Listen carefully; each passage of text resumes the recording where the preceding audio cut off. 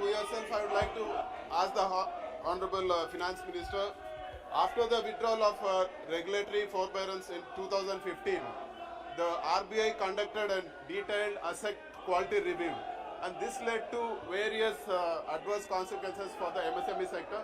So I would like to know through yourself, sir, when the government is planning to conduct asset quality review again, and what steps they are taking so that the MSME sector is not affected in the future. Thank you.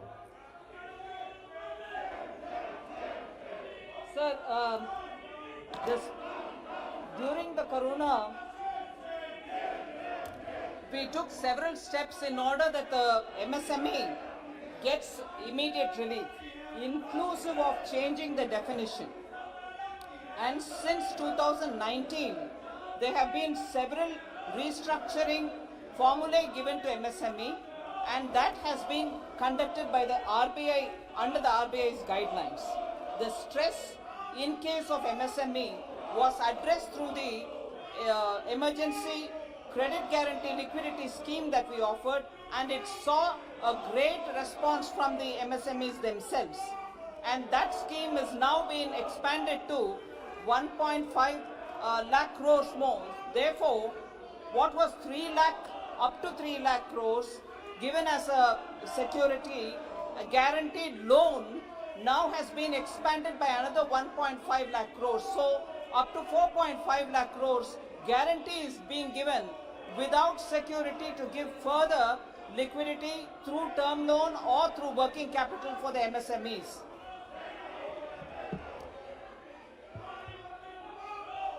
माननीय सदस्य आप पूछना चाहते हैं? Yes, sir. Second question. Ji. Sir, through yourself, I would like to know from the Honorable Minister that for issues where payments are pending from the government, be it the central government or the state government, the MSME or the small people who are doing the government works are asked to pay the GST without actual realization of the money. So this is leading to a serious financial crunch for the companies, and their inability to pay when the payment is pending from the government, and their inability to pay the GST is leading to a lot of penalties and cases. So I would like to know from the Honorable Finance Minister, for instances where payments are pending from the government, is there any proposal from the government where they are exempted from paying the GST?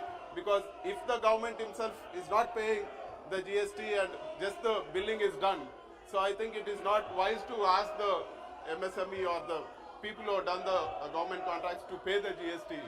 Thank you, sir. Sir, Honorable Member has raised a very important issue, sir. The issue of government dues to the MSMEs is a very critical issue, and the MSME ministry, I remember Honorable Minister Gadkari ji also speaking to me about it with great concern. I have over last year 2020 reviewed it from the point of view of central government and the various departments which owe money to the MSMEs, inclusive of public sector undertakings. We have made sure that the standard as per rule 45-day be not crossed and all dues be paid from the government side for the MSMEs. More importantly, the TREDS platform, where these MSMEs payments can be discounted if they are on the platform, is very actively encouraged by us. Of course, as regards GST, it is the GST Council which will have to take a response and a call on how they would want the states also to get into this scheme of things, so that MSME and their dues, because when we say government dues, they are not just central government's dues, they are not just central government public sector undertaking dues, they are also dues from state governments and state-owned public sector undertakings. So as far as the central government, we have taken this position that any pending payment will have to be given within 45 days, and I'm personally monitoring it.